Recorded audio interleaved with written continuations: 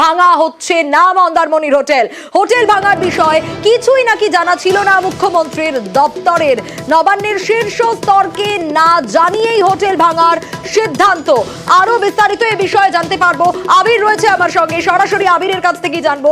আবির, যে নির্দেশ দেওয়া হয়েছিল যে বেআইনি হোটেল, সেই হোটেল 140টি হোটেল ভেঙে ফেলা হবে, এখনই তা ভাঙা হচ্ছে না, কারণ মন্দারমণি মানেই তো একটা পর্যটনের জায়গা। যদি এটা হতো তাহলে তো অনেকটা ক্ষতি হয়ে যেত।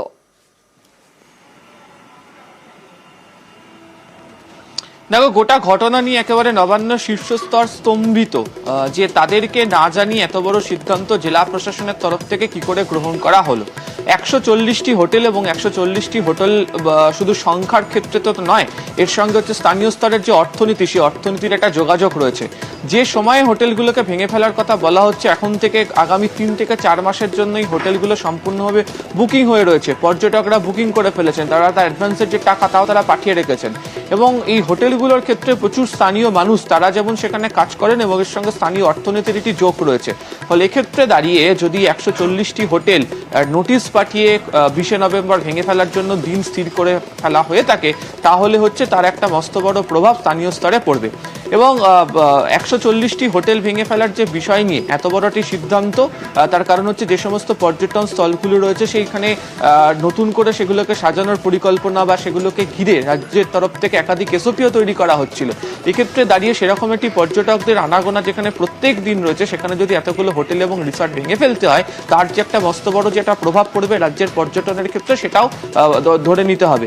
এক্ষেত্রে দাঁড়িয়ে জেলা প্রশাসনের তরফ থেকে এককভাবেই সিদ্ধান্ত কিভাবে গ্রহণ করা হলো এবং কেন এই গোটা বিষয়টিকে নিয়ে প্রশাসনের শীর্ষস্তরে কথা বলা হলো না, তা নিয়ে প্রশ্ন উঠতে শুরু করেছে।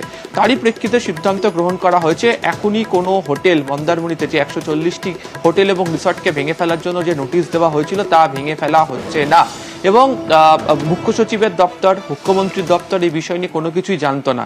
যেটা স্থির হয়েছে যে মন্দারমণি হোটেল অ্যাসোসিয়েশনের যারা প্রতিনিধিরা রয়েছেন, তারা এই বিষয় নিয়ে রাজ্য প্রশাসনের সাথে যোগাযোগ করেছিলেন, রাজ্য সরকারের সঙ্গে যোগাযোগ করেছিলেন। সূত্রের খবর, সচিব পর্যায়ের যারা আধিকারিকরা রয়েছেন, তারা এই বিষয় নিয়ে তারা কথা বলবেন অ্যাসোসিয়েশনের সাথে এবং এই বিষয় নিয়ে কি ভাবে সমাধান করতে পারা যায় তা নিয়ে কথা বলবেন। কিন্তু তার আগে নবান্নকে না জানিয়ে জেলা প্রশাসনের তরফ থেকে যে সিদ্ধান্ত গ্রহণ করা হচ্ছিল মন্দারমণিকে কেন্দ্র করে, গোটা বিষয়টিকে নিয়ে নবান্নের শীর্ষস্তর যে খুশি নয়, তারা যে গোটা বিষয়টি নিয়ে অত্যন্ত স্তম্ভিত, তা কার্যত পরিষ্কার হয়ে গিয়েছে। এবং এক্ষেত্রে দাঁড়িয়ে স্থানীয় স্তরের অর্থনীতিতে ধাক্কা কোনো রকম ভাবে লাগুক, তারা সেটা চাইছেন না। সেই কারণে আপাতত হোটেল ভাঙার যে সিদ্ধান্ত, তা রদ করা হচ্ছে।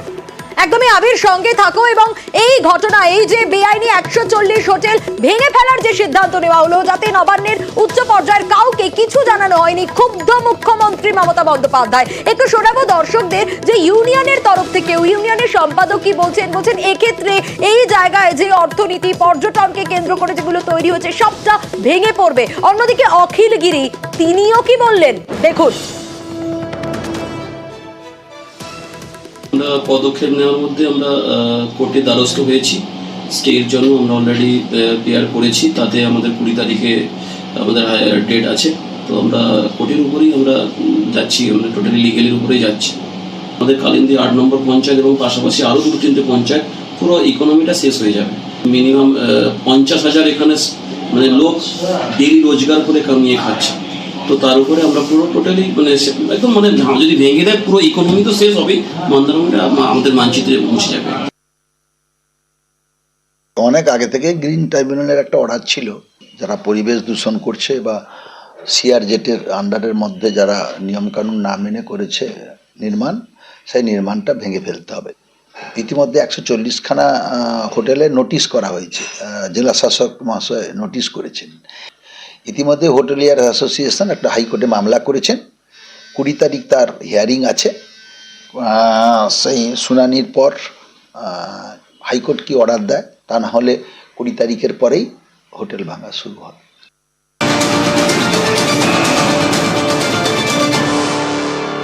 আর এই যে সিদ্ধান্ত, নবান্নের শীর্ষ স্তরকে না জানিয়েই এই সিদ্ধান্ত নিয়ে নেওয়া হয়েছিল যে 140টি হোটেল ভেঙে ফেলা হবে। 20 নভেম্বর সময়সীমা দিয়ে দেওয়া হয়েছিল, যার পরনায় ক্ষুব্ধ মুখ্যমন্ত্রী। কোন রকম কি কিচ্ছু জানানো হয়নি।